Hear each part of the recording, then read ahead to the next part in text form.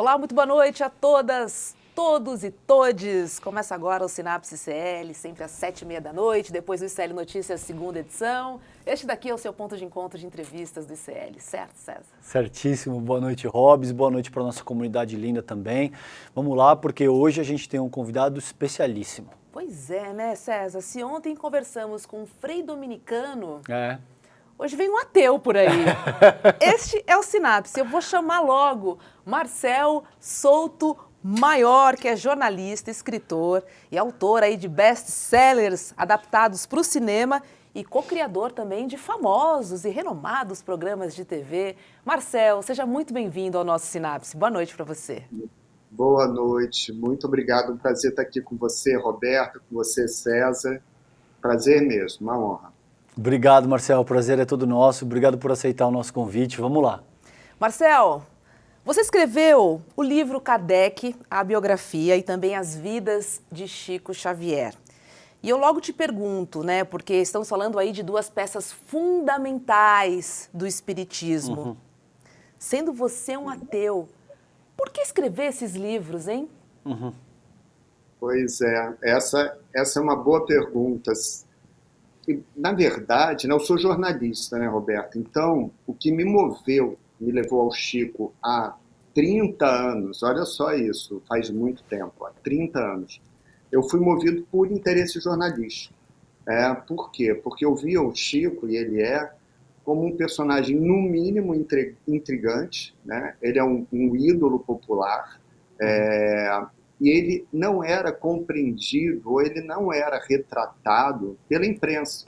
A primeira biografia jornalística sobre Chico, ela foi a minha. E olha o que aconteceu quando eu decidi escrever, e vocês vão entender por que nenhum jornalista tinha retratado ainda o Chico. Quando eu contei para os meus amigos, que são amigos até hoje, no Jornal do Brasil, onde eu trabalhava, que eu queria escrever a biografia do Chico, e aquele seria meu primeiro livro, muitos colegas, que eu respeito muito, eles chegavam para mim e eles brincavam. Teve um que falou assim, mas é Chico Xavier? Não é o Chico Buarque? Não é o Chico Mendes? Não é o Chico Anísio? Né? E aí eu brinco que até o Chico Bento do Maurício de Souza parecia mais biografável. Então, tinha um preconceito maior do que tem hoje, né? Mas tinha um preconceito grande ali. E aí eu decidi ir em frente, e eu vou falar uma curiosidade. Um dos motivos que me levaram, primeiro que eu era tinhoso, né, e eu tinha interesse jornalístico por esse personagem brasileiro único, e depois, quando eu comecei a pesquisar um pouco mais, eu vi que o Chico nasceu no mesmo dia que eu nasci, 2 de abril. Aí eu brinco, né, eu falo assim, aí eu vi 2 de abril, eu falei, agora já era, agora acabou total o preconceito e vamos para o tema, né? Então a coincidência também me ajudou, né? Boa. Marcel, eu li coisas tuas, declarações na imprensa, que dizem que, a despeito de você ser ateu, você procura praticar a tolerância e procura ser cada vez menos egoísta, né? Que são duas premissas basilares do próprio espiritismo, né? O Chico insistia muito nessa questão, Kardec insiste muito nessa questão como preceitos elementares da própria doutrina espírita. O que você aprendeu acompanhando a vida de Chico Xavier e a obra do Kardec? O que você mais leva dessas construções? Eu vejo o seguinte, eu acho que o espiritismo, né, ele nos leva para 2 movimentos complementares muito fortes. Primeiro, ele nos leva para dentro da gente, né, a gente tem esse exercício constante, né, de autoconhecimento, de busca de melhoria, de você tentar ser melhor a cada dia, a cada aprendizado.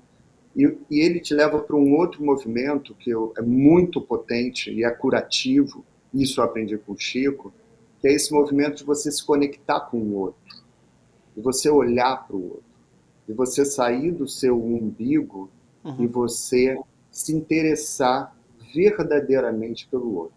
Então, o Chico e depois Kardec, eles me levam para esses 2 movimentos que são complementares e que são, eu acho que eles são curativos mesmo, né? Eles nos levam adiante, senão a gente fica, o egoísmo nos coloca num lugar de extrema solidão.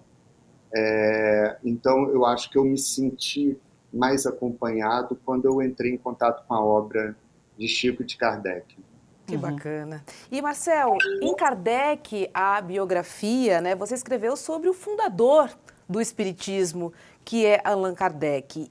E a obra dele, a vida dele, perpassa, né, sobre a existência dos espíritos.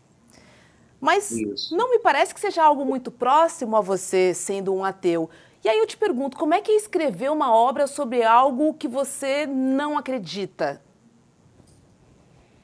Eu uso... É difícil essa pergunta.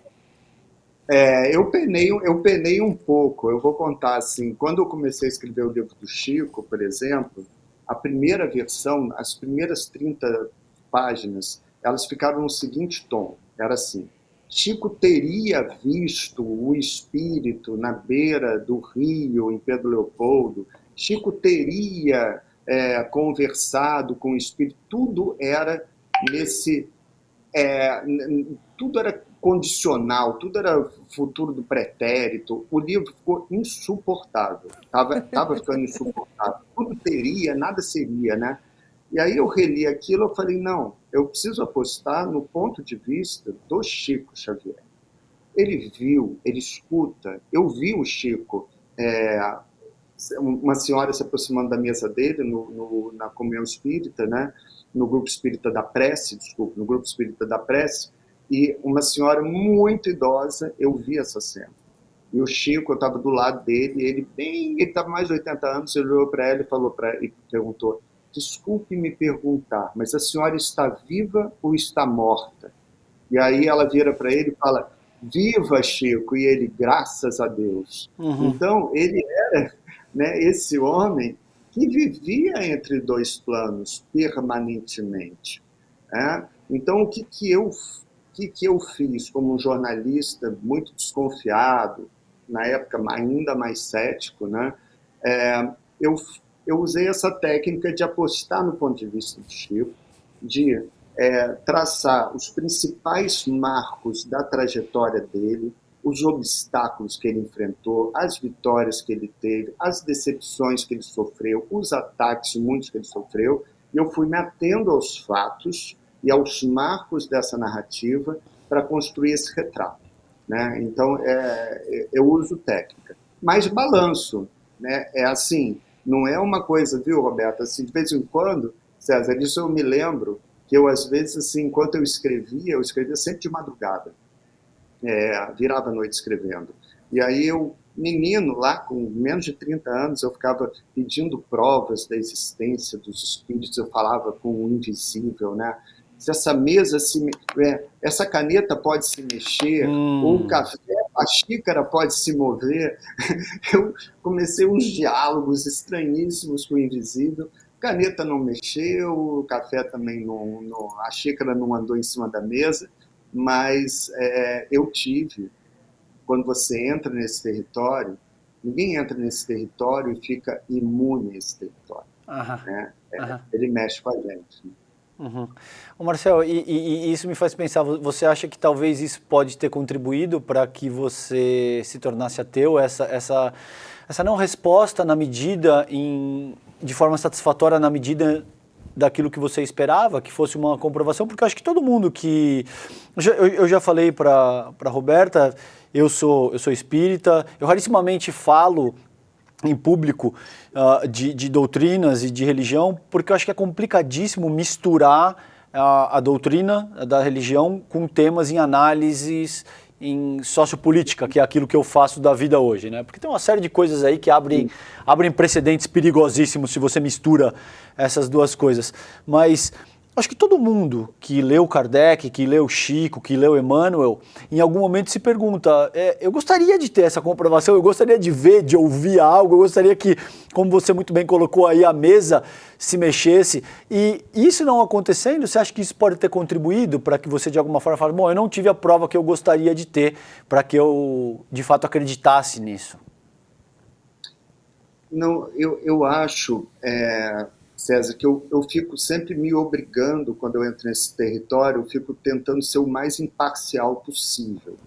O que aconteceu comigo, né, a gente sabe, quando estuda o espiritismo e tudo, que o fenômeno é quase que o de menos, né? Assim, eu acho que os grandes valores que transformam e que mexem com a gente e que causam mudanças profundas são esses que eu estava falando, quer dizer, da conexão real com o outro, né?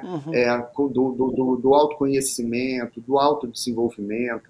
Eu vejo o espiritismo, independentemente de eu acreditar na vida, que a vida continua para sempre, que estamos sempre regressando e tudo, eu vejo a força do espiritismo muito nessa filosofia e nesse poder de transformação e conexão com o outro, né? E que era muito o que o Kardec pregava.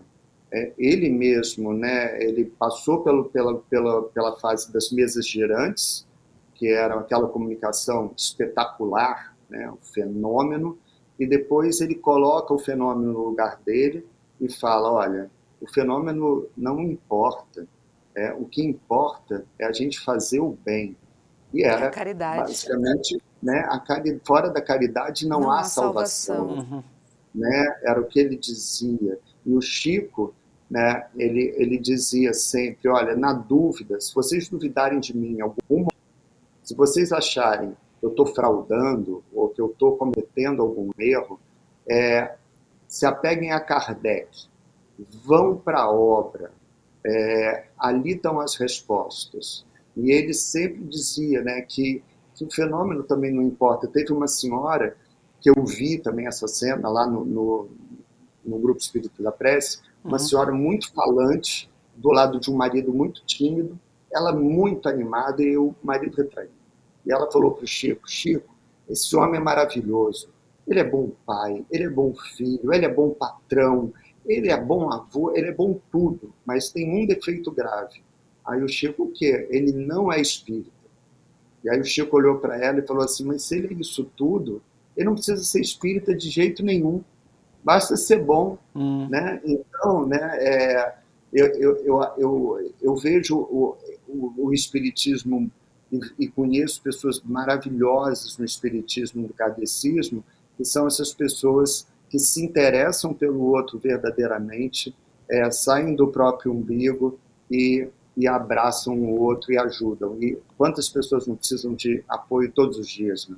É verdade. Maravilhoso, Marcel, muito bom, Marcel. Exatamente sobre isso, né? Eu acho que essas manifestações, né? Eu também sou espírita, kardecista, e eu entendo que essas manifestações são uma pequena parte de uma doutrina que preza muito pelo raciocinar, né? Isso. E pelo lado científico, que é muito forte. Sim. Porque ela vem, né? Ela foi iniciada por uma pessoa que exatamente tinha essa visão muito materialista, né? Allan Kardec. Isso. E aí eu te pergunto, Marcel,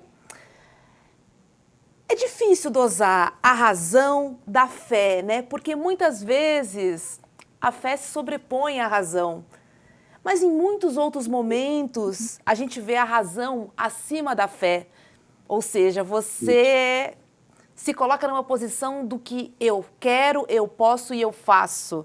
Algumas vezes, mas nem sempre você, na prática, né, entende dessa forma, porque senão a gente não falaria, pelo amor de Deus, Deus me ajude. Não sei se você concorda comigo, Marcel. Sim. A nossa... Olha, o Chico, ele fazia uma piada, só alguns companheiros dele viam ele fazer, que às vezes quando ele via longas filas de passe no meio da tarde, assim, aquelas multidão, ele acenava e falava para as pessoas, pá, e ele falava assim, não é só passe, as pessoas têm que trabalhar. Então ele falava, pá, essas pessoas precisam de pá, elas não precisam tanto de tanto passe. Então, na verdade, né, a gente tem que fazer nossa parte, né? Não é entregar a um Deus. E a gente sabe disso, né? Tanto que o Chico falava uma frase maravilhosa dele, ele falava assim, o trabalho engrossa o fio da vida. Então ele trabalhava incessantemente até para ganhar tempo aqui. E ele dizia uma outra frase que eu gosto muito, que era muito bonita, que quando alguém dizia para ele, mais cedo ou mais tarde o Chico vai cair, quando falavam, né? Vão descobrir uma grande fraude, vão descobrir como descreve aqueles livros incríveis, romances históricos, poemas inacreditáveis. Aí ele dizia, eu não vou cair porque eu nunca me levantei. É linda essa frase. Essa frase é linda. Marcou a minha vida isso. Não é? É Sim. linda essa frase, né? Então a gente aprende, eu aprendi muito com o Chico, nesses valores, que vão colocando a gente, vão mostrando para a gente o quanto que o trabalho é importante, o tanto que a solidariedade ajuda o outro, nos ajuda, né? E o quanto a humildade também bem administrada, né? Também é fundamental para a gente enxergar o nosso tamanho e ir melhorando também, ir crescendo, né? Senão a gente fica cego. E Marcelo, você sabe que essa proposição da Hobbes é muito interessante, porque quando eu comecei a ler Kardec, o Livro dos Espíritos, o Evangelho segundo o Espiritismo, essas obras mais... Pentateuco, né? Que são as 5 obras principais. Isso, as obras principais. E o próprio Chico Xavier também, eu tinha 19, 20 anos, e eu me vi muito confrontado com essa orientação quase cartesiana que a gente tem entre ciência e religião, né, que é um legado histórico e cultural de como a gente se organiza socialmente. Isso hoje já está relativamente superado, mas ainda é muito forte. E uma das coisas que me pegou no espiritismo foi a questão da fé raciocinada, porque eu não gostava da questão do catecismo, da catequese, que eu tinha que acreditar porque aquilo fazia parte. Eu falei, eu preciso acreditar se algo me faz sentido, se eu compreendo a dinâmica de funcionamento de algo, se aquilo faz sentido para mim e se eu aceito isso. Quando eu começo a ler Kardec, essa é a primeira proposição que eu encontro. Não, o que está aqui é o resultado de conversas, de orientação dos espíritos e tal. Fizer sentido, se você for capaz de propor algo que seja mais elaborado e tenha como base estudo sério, deve apresentar e deve ser levado em conta. E Marcelo, tem um trabalho que saiu num periódico científico, na Explore, que avaliou 13 cartas de uma pessoa que chama JP. Você conhece esse estudo? Que deu conta de fazer uma apreciação científica do que seria a obra do Chico Xavier. Queria saber se você conhece, o que te parece dessas tentativas científicas de avaliar o próprio espiritismo e a obra do Chico Xavier, porque como você colocou, são coisas incríveis. Alguém que começa a escrever num francês específico e produz... Tem a mínima conhecimento da língua, né? Exato. E eles sem cultura nenhuma, porque uma coisa que me ajudou muito, foi muito interessante para mim, como eu era muito ignorante, eu não conhecia nada sobre Chico Xavier, nada sobre espiritismo, o primeiro livro que eu li do Chico Xavier foi o primeiro livro que ele escreveu, que foi o Parnaso de Além Túmulo. E ele, menino de tudo, 17 ou 21 anos ali, com um nível cultural, 4º ano primário só, trabalhando desde criança como arrebo na família e escrevendo poemas absolutamente surreais. A Academia Brasileira de Letras, na época, parou para analisar os poemas de Chico. E muitos avalizaram, muitos chegaram e falaram, esse é Castro Alves, esse é Augusto dos Anjos. Então, esses estudos, eles são muito importantes. E o Parnaso de Além Túmulo foi pesquisado, foi estudado ao longo das últimas décadas por gerações de acadêmicos, especialistas, e as cartas, essas cartas psicografadas, você citou esse estudo recente, mas, por exemplo, a Marlene Nobre, né, ela também conduziu uma série de pesquisas das cartas psicografadas, principalmente dos jovens mortos, né, cartas dos filhos para suas mães, para seus pais, em que esses pais relatavam a ela, olha, aqui nessa carta constam tais informações que de maneira alguma o Chico poderia acessar. Não acessou através de conversas com a gente, Nós não enviamos cartas a ele contando detalhes como esses, nomes, apelidos, de família, sobrenomes, assinaturas identificadas como idênticas à dos mortos, inclusive por exames grafoscópicos, né, que eram realizados por um católico. Então ele foi, analisou a assinatura do Chico, né, comparou com a assinatura do jovem morto e falou, não, é o mesmo traço. Então, é claro que tudo isso mexe com a gente. Não? E eu brinco assim, eu acho que eu quase que não me permito não se usa esse termo espiritismo, mas não me permito uma conversão, até porque eu tento me colocar com o máximo de imparcialidade quando eu entro nesse território. Uhum. Agora, eu vivi pessoalmente fenômenos estranhos. Conta pra gente, Marcel, conta. Eu demorei a contar, sabe? É muito curioso. Eu escondi isso durante uns 10 anos. Eu contei depois, quando veio a nova edição do meu livro, 10 anos depois do lançamento. Sei. Um deles foi o seguinte. Eu, quando cheguei em Uberaba para entrevistar o Chico, eu achava, a ingenuidade, eu achava que o Chico, com seus 80 anos, ia ficar muito envaidecido, muito animado com o fato de um jornalista do Jornal do Brasil, um repórter, querer contar a história dele em livro. Quando eu cheguei lá, todos os caminhos foram fechados até ele. Ninguém queria que eu chegasse perto do Chico Xavier, porque ele tinha pavor de jornalista. Uhum. Ele tinha sido perseguido por jornalista a vida inteira.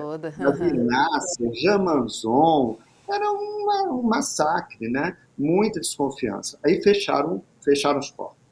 Fecharam as portas, eu usei um truque que eu não usaria hoje de jeito nenhum. Uhum. Eu liguei para o filho adotivo do Chico, que era o que catalogava a obra do pai e tal, e ele morava o Vivaldo, o nome dele. Vivaldo. Ele morava num anexo, nos fundos da casa do Chico, num anexo. E aí eu falei, Vivaldo, eu sou um jornalista do Rio de Janeiro, estou fazendo um painel sobre espiritismo no Brasil, uma grande reportagem. Você me receberia, porque eu estou passando rápido aqui, você me receberia? Ele, posso receber hoje. E entrei no território proibido do Chico, né, ali pela porta dos fundos, mas entrei ali nos fundos do quintal, me sentei com o Vivaldo, um cômodo muito simples, e eu estava num sofazinho do lado dele, com caneta, gravador, bloquinho, e fui lá fazendo aquelas perguntas que a gente faz, vocês sabem como a gente faz, que primeiro começa com as perguntas simples, fáceis, conquista a confiança e vai para a pauta mais complexa. Uhum. E eu ia entrar na minha pauta da intimidade do Chico, hábitos do Chico. Toca uma campainha dentro da casa, quando eu vou entrar nisso. Tocou a campainha, o Vivaldo olhou para mim e falou assim, é meu pai, ele tem um interruptor do lado da cama, deve estar precisando de ajuda. Eu estava com angina, com pneumonia. E aí aconteceu o seguinte, dessa maneira como eu vou narrar.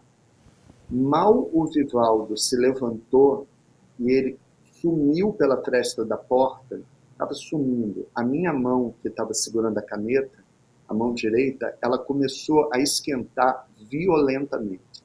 Tão violentamente, o único impulso que eu tive foi de jogar tudo em cima do sofá, corri para a porta, abri a porta, desci, eu me lembro que eu estava na varanda, eu busquei alguma torneira, algum ponto de água, alguma coisa, não achei nada, e aí eu corri para o quintal, noite fria em Uberaba, e fiquei sacudindo minha mão de um lado para o outro na noite fria. Estou sacudindo a mão, o Vivaldo reaparece no alto da varanda, olha para mim, bem sério, e fala, parabéns, meu pai mandou dizer que seu livro vai ser um sucesso. Uau. E eu fiquei com uma vergonha, eu subi, falei, Vivaldo, você vai me desculpar? Ele não me desculpou muito, peguei meu bloquinho, peguei meu gravador, fui embora, sumi, fui pro hotel. E eu me lembro que eu estava tão impressionado, a minha mulher na época era jornalista, e ela era também contra o tema. Não tinha nenhuma religiosidade e tal, estranhava o personagem e tal. E aí eu me lembro que eu sentei, eram 2 camas de solteiro no quarto simples do hotel, eu sentei entre as 2 camas, liguei telefone fixo e falei, olha, aconteceu uma coisa horrível, não acho que foi porque eu menti, e aí de repente a minha mão começou a pegar fogo, e aí essa minha mulher na época falou, Marcel, pelo amor de Deus, ontem você saiu daqui totalmente cético, hoje sua mão já está pegando fogo. Mudou assim, Marcel? O que Disso, aconteceu? larga disso, desiste desse negócio. E, aí eu tem um segundo, que é o que aconteceu no dia seguinte. Que o segundo foi o seguinte, eu fui no grupo espírita da Prece, fui no centro, ele não aparecia no centro, Chico, há muitos meses, porque ele estava com angina, com pneumonia, doente, e o centro vivia lotado, eram caravanas do Brasil inteiro, eram mães em busca das mensagens dos filhos mortos, o centro estava vazio, porque o Chico não ia mais. Então eu me sentei, tinham mais umas 6 pessoas, 8 pessoas no máximo no centro vazio, e eu fui para anotar o cenário, ver as placas que tinham na casa, ver uma sessão sem Chico e tal. De repente, todos os rostos assim se voltam para a esquerda, e aí quem chega? Chico Xavier. Chegou. Alquebrado mesmo, amparado, se senta na mesa à minha frente, exatamente à minha frente, a 2 metros de onde eu estava, e eu, sem emoção nenhuma, na verdade, eu não tinha uma admiração especial, eu comecei a pensar em questões práticas. Como me aproximar, como me apresentar, como conseguir autorização de escrever. Estou pensando nisso, Chico está lendo trechos do Kardec, eu acho que era o Evangelho segundo o Espiritismo, com aquela voz baixinha dele, e aí eu começo a sentir gotas e gotas e gotas e gotas caindo na minha camisa, me lembro, camisa branca, e eu olho para aquilo, olho para o teto, achando que era goteira, tinha telha, né? E não estava chovendo em Uberaba, então não era goteira. E eu demoro a acreditar, mas o que era aquilo? Aquilo eram lágrimas que jorravam dos meus olhos, sem nenhuma consciência, sem nenhuma emoção, uns jorros, uns jatos. E eu fiquei muito constrangido também. Eu fiquei, o que é isso que está acontecendo, né? Então eu digo, e isso é totalmente real, demorei a confessar isso, mas assim, eu acho que aqueles 2 fenômenos que eu batizei da mão pegando fogo e das lágrimas inexplicáveis, eles ajudaram a mostrar para aquele jovem repórter que ele estava entrando num território muito intrigante, mas que precisava ser tratado com muito cuidado e respeito. Então, eu saí de lá com mais cuidado, né? Foram 2 fenômenos muito, muito fortes para mim. Nossa, que histórias maravilhosas, Sim. Marcel. Muito, muito bom ouvir isso.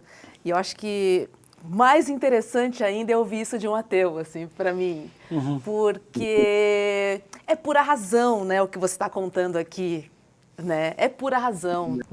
É diferente de uma pessoa que tem fé, e aí a fé te leva a alguns lugares que você está inclinado a muitas acreditar vezes, naquilo. Exatamente, né? Não, e você... Não, é exato, Roberto, pelo seguinte, você vê como é que a gente pensa. Eu sei que vocês pensam, nós, jornalistas, pensamos assim. Eu logo comecei a me questionar. Então eu ficava assim, não, mas vem cá, ele sumiu, então eu fiquei com medo de ser pego numa mentira e entrei, então, numa somatização e minha mão pegou fogo, eu estava com medo. Não deu tempo de sentir medo, porque foram instantes. Eu não pensei na conversa de Chico com o filho. Então, não teve tempo. E a outra questão, por exemplo, lágrimas, eu podia estar, se eu fosse uma pessoa que admirasse profundamente Chico, as lágrimas viriam de uma emoção De ter visto o que Chico. você não consegue conter aquela emoção, mas não tinha emoção. Então, é quando você vai, como você fala, e Kardec defenderia isso, né? Quando você vai para o território da razão, você começa a encontrar alguns sentidos fortes na doutrina, né, na doutrina espírita. Aproveitar que você falou de Allan Kardec, Marcel, me conta, o que chamou mais sua atenção na obra de Allan Kardec? O que você não esperava encontrar, por exemplo? Olha, o que eu achei muito bonito eu vejo o seguinte: primeiro que é um sentido de doação dele extremo, porque ele abre um pouco mão do prestígio dele na academia e ele vai para o front. Esse, por exemplo, preconceito que eu senti na redação, quando eu falei, vou escrever a biografia do Chico, e todo mundo ficava brincando, né, Chico Anísio e tal, o Kardec, ele, como um pioneiro disso, ele sentiu pelo menos 1 milhão de vezes mais que eu senti. E ele foi à luta. Né? Os acadêmicos, muitos deles totalmente materialistas, eles achavam aquilo um absurdo. Uma loucura. Como vida depois da morte, como espírito, como mesa se movendo, editando textos do além. O que é isso, né, professor Rivaio? Né? O que é isso? Então você tem essa coragem de romper com seus pares, eu já acho bonita. Mas o que me surpreendeu muito foi... Olha o papel dele, como era difícil.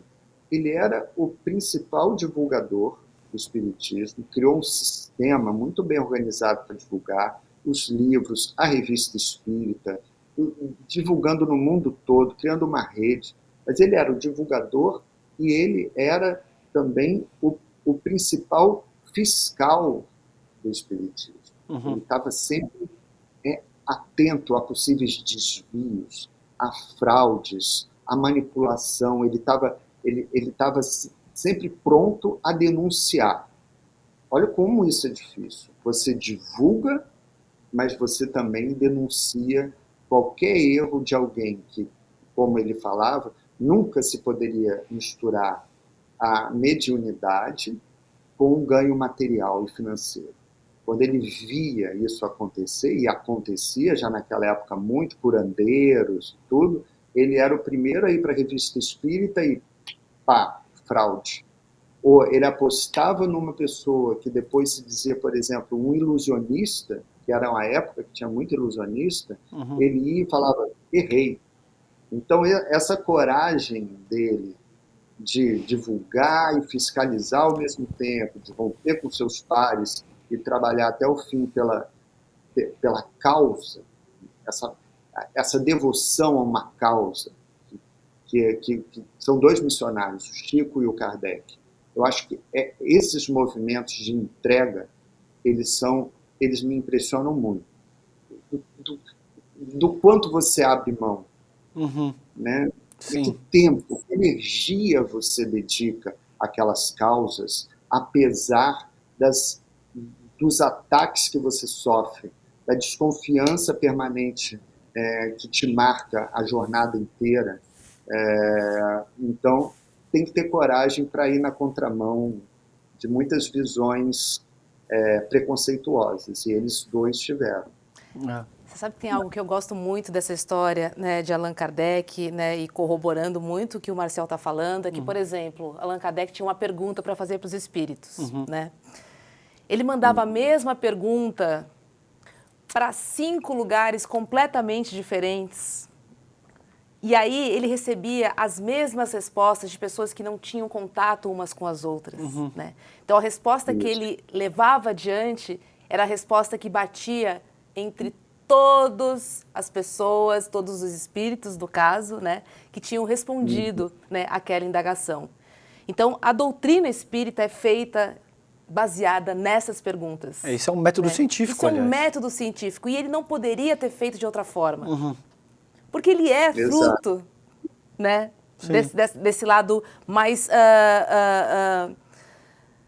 não posso dizer materialista, científico mesmo, né, do tipo 2 mais 2. Então você não tem como dizer, eu acho isso, eu acho aquilo. As respostas eram iguais. Daí a dimensão da fé raciocinada, daí a inteligência dos dois pontos que Marcel salienta, isso viram máximas da própria doutrina, né?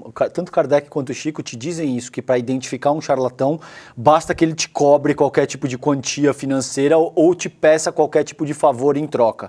O médium legítimo, ele jamais vai te cobrar nada e ele jamais vai pedir absolutamente nada em troca.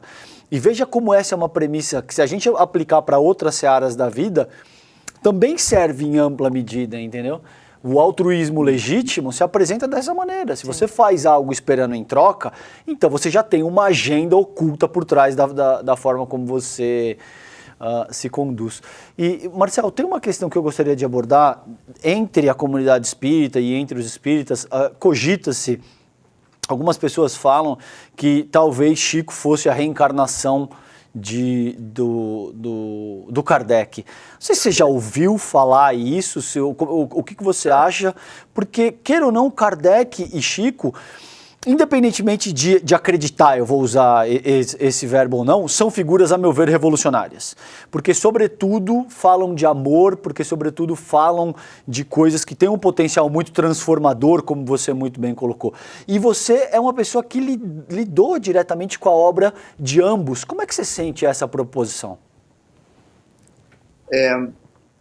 Eu costumo... Essa é uma polêmica que dividiu... Hoje divide menos, mas dividiu o movimento espírita em grupos, né?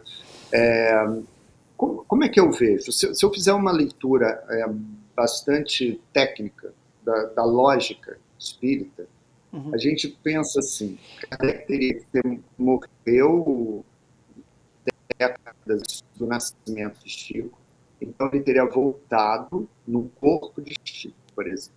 Mas você vê que eles são temperamentos muito diferentes. Então, eu acho muito difícil que que Kardec tenha renascido com aquela doçura de Chico, aquela alma mais feminina de Chico. Era o homem-amor, né, como o Vanucci, que era diretor da Globo, chamava, escreveu um especial em homenagem ao Chico como um homem-amor. E você tem um perfil do Kardec, que é aquele perfil do professor técnico da França. Eu não sei se daria tempo, e eu não sei se existe uma linha evolutiva que una esses temperamentos tão diferentes. Mas o movimento... por exemplo, uma polêmica que tem. Teve um amigo do Chico que escreveu um livro chamado Kardec Prossegue. Na capa do livro, foto do Chico. E o que o Chico fazia? Autografava o livro Kardec Prossegue e dava para os amigos. Então, todo mundo que recebia um livro autografado do Chico, defendendo essa tese de que o Kardec prossegue através do Chico, todo mundo falava, o Chico está assinando. Mas você pode ver, primeiro que o Chico adorava ajudar os amigos, esse era um ponto. Segundo, que você pode ler esse título, como Kardec prossegue, porque eu vejo o Chico é como se ele tivesse vindo para colocar em prática a obra do Kardec. De qualquer maneira, Kardec prossegue através de Chico. E eu brinco, né, que o Chico abria o livro dos Espíritos, o livro dos Médiuns, como se fossem manuais de instrução. O Chico nasceu com manual de instrução, ele ficava lendo. Vamos lá, as mediunidades que eu tenho são essas, os cuidados que eu preciso ter são esses. Esses são os grandes perigos da mediunidade. O Chico falava, quando o poder vinha atrás dele, os políticos, os famosos, ele tinha uma frase muito boa e que vem da leitura de Kardec. Ele falava, as sereias estão cantando. As sereias estão cantando. Então cuidado. Ele vivia em estado de alerta.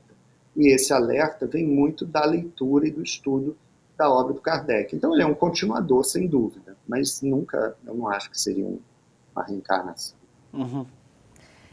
Se você pudesse trazer uma mensagem para a gente, Marcel, uma de Kardec e uma de Chico Xavier, baseado no seu estudo sobre as vidas deles, o que você traria para a gente? O Kardec, é essa frase dele que eu demorei muitos anos a entender. Eu achava ela muito imperiosa, assim, ela muito dura. Fora da caridade não há salvação. Eu achava que era uma lei extrema. Depois eu entendi que é quase como se fora da caridade não há salvação nem para o espiritismo. Por quê? Se o movimento, se a doutrina se prendesse a fenômenos, ela ficaria à mercê de fraudes, como a gente vê, de pessoas que estão querendo se exibir para ganhar, para impressionar e ter ganho próprio, né, ganho pessoal. Então, eu entendi que fora da caridade não há salvação é como um lema não só para a gente, quer dizer, a maneira da gente crescer, eu acho que a maneira da gente se fortalecer, a maneira de a gente se conectar com o mundo é através da ajuda, do auxílio ao próximo. Você olhar no olho da pessoa de verdade e perguntar de verdade como você está, querendo saber, está tudo bem, e dando a mão quando você tem força para dar a mão também, porque às vezes você está numa situação tão crítica que você não tem. Mas eu acho que fora da caridade não há salvação. E do Chico, eu gosto muito de uma frase dele que eu acho bonita, que era, ele falava, tem um vídeo no YouTube que ele fala, se eu tivesse algum poder, eu mandaria pintar nas fachadas de todas as casas do Brasil, nos muros, a seguinte frase: amai-vos uns aos outros como eu vos amei.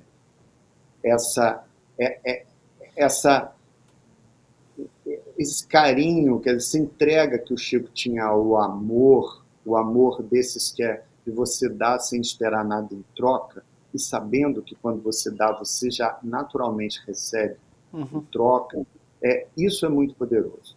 E eu me lembrei muito dessa frase quando a gente estava aqui no Brasil, naquela dupla epidemia, que é a epidemia do vírus e a epidemia da intolerância, em que você começa a fazer aquelas campanhas por armas, né? Vamos nos armar em legítima defesa. E eu falava, gente, não é armai-vos uns aos outros, é amai-vos uns aos outros. Essa é a legítima defesa. Não tem como você se defender saindo com arma por aí, matando as pessoas, que é isso, né?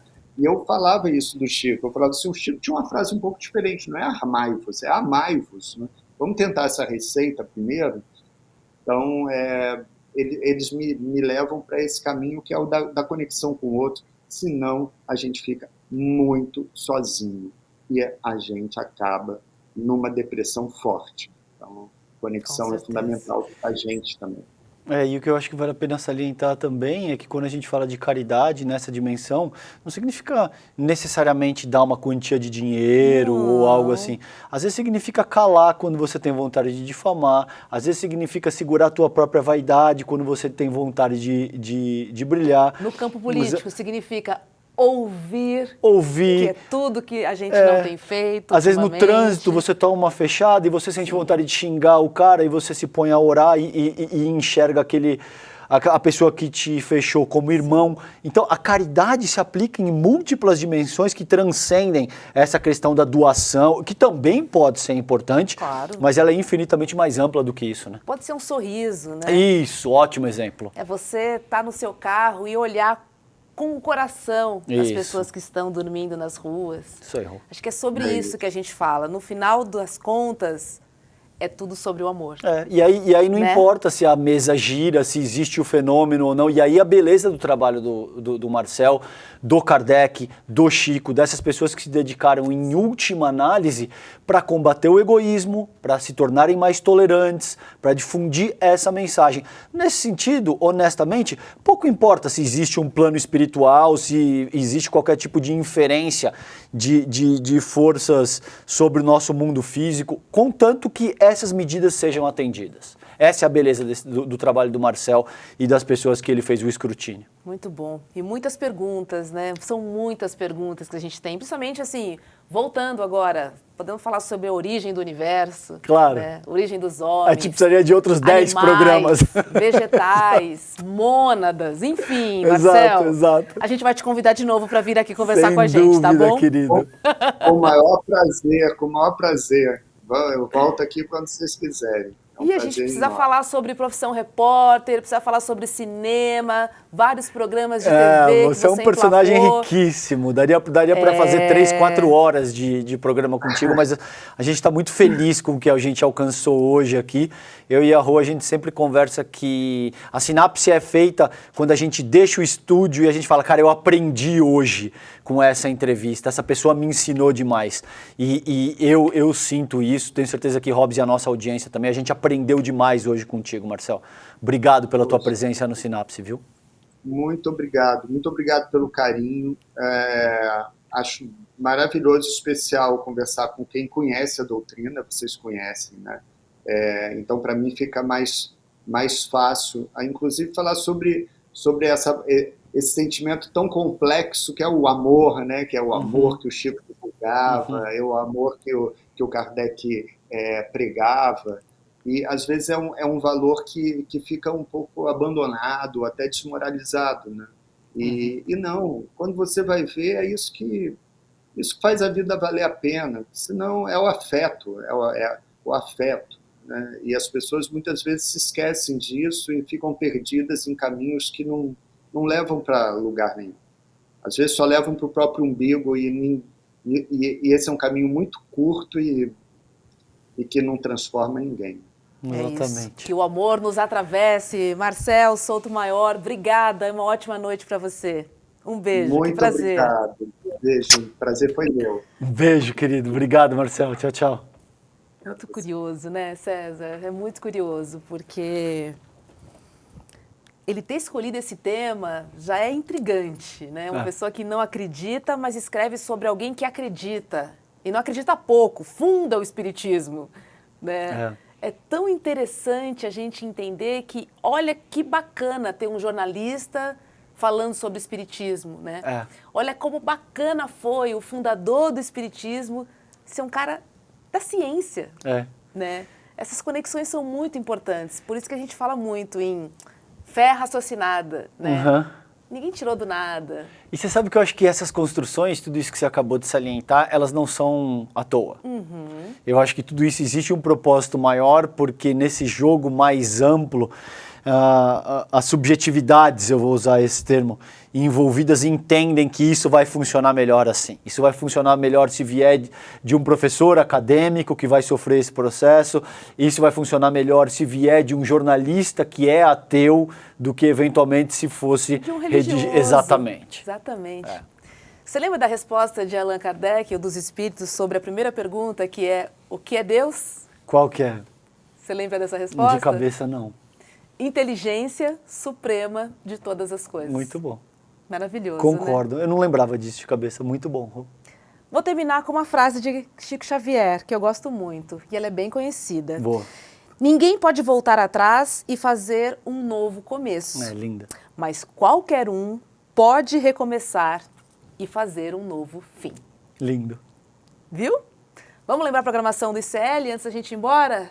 Começa às 7 da manhã com Leandro Demore e depois das 8 às 10h30 da manhã tem ICL Notícias, primeira edição, com Vivian Mesquita, Eduardo Moreira, Rodrigo Viana e também William De Luca. E às 7h30 da noite, olha nós aqui outra vez. Cá estaremos. Sinapsando, juntamente com vocês.